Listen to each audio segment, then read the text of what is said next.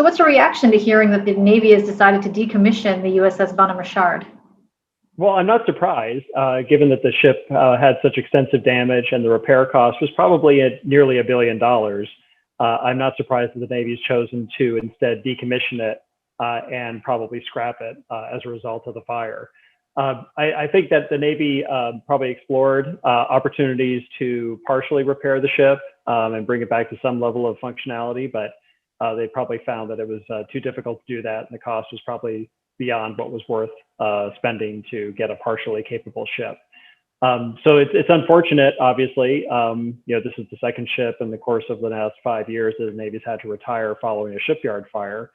And that's added to a series of accidents that have happened at sea that resulted in significant costs to repair a collection of surface combatants and amphibious ships over the last several years. So it doesn't look good for the Navy as an organization in terms of its ability to manage continued operations. But this is probably the most prudent course of action given the cost. So how extensive, how do they even go about decommissioning a ship? Does it take months? Does it take years, or how does that work? Right. So normally what would happen is you tow the ship into the location where it's going to get disassembled. So normally the ship would be, if it's going to be sunk as a exercise, they would take into a port and then remove all the mission systems and the valuable electronics and the weapons, obviously.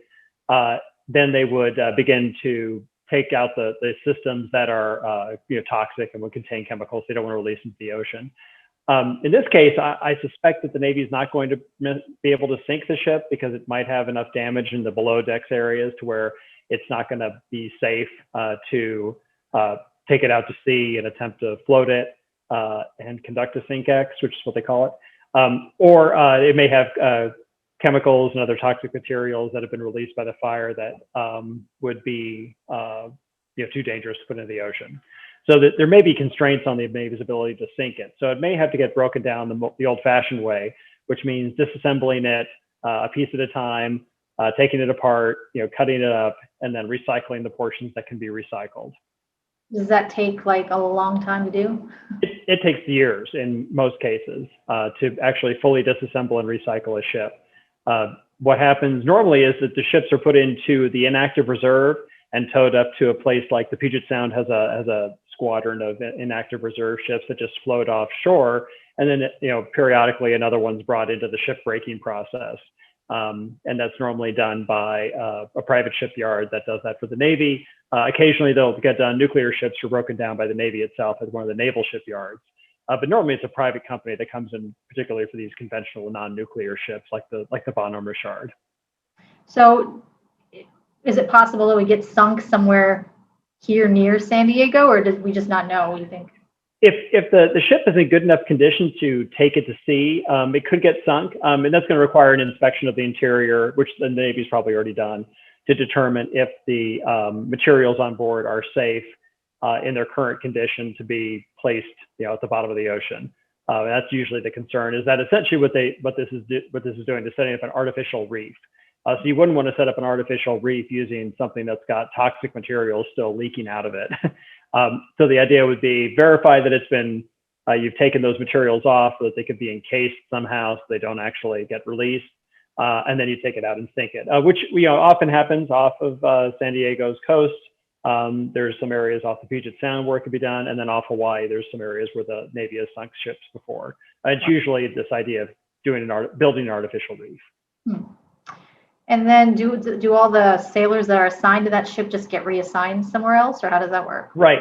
So normally the sailors would remain with the ship, and they'll start to, sailors that are associated with operational unit or departments, like the flight department, the deck department. So departments that are necessary for operating the ship at sea will begin to start losing people, and they get reassigned to other ships. Departments that are associated with engineering, or if it's a continued function of the ship, regardless of whether it's at sea or not, they'll tend to retain their people because they need them to keep the ship operational and safe until it's been transitioned over to the company that's going to do the ship breaking or the ship disassembly.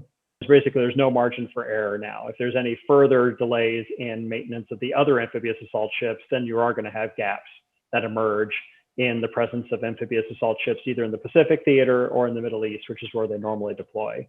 It also has a big impact on the F-35 program because right now, I think there are only 3 ships that were going to be able to carry the F-35 Bravo, the Marine version. The America, which is in Japan, the Wasp, which is in Norfolk off the East Coast, and then also the Bonhomme Richard. Well, now the Bonhomme Richard's out, so you've only got these 2 ships, and a third will soon be modified to support it. But that's only 3 ships out of 8 that are able to carry the F-35 Bravo. And among the big carriers, only the Nimitz is able to carry it, or Carl Vinson's able to carry it right now. So I envision that'll be a big impact on the F-35 being able to be deployed and used as a, as a operational platform for the Navy. So does this mean, since they're decommissioning the Bonhomme Richard, and they're choosing not to rebuild it or renovate it, does that mean that are they going to build another ship, do you think, then, or do they just have no ship? The Navy's already got a ship under construction right now. The Tripoli was recently put in the water, so it's nearly finished. And then the follow-on ship, the Peleliu, is under construction as well in Pascagoula, Mississippi. So the Navy will not probably start another one of these ships. They might accelerate the Peleliu's construction to be able to bring it online sooner. But that's probably the main thing they can do, is try to accelerate the next ship in the series rather than trying to build another ship just to fill this gap.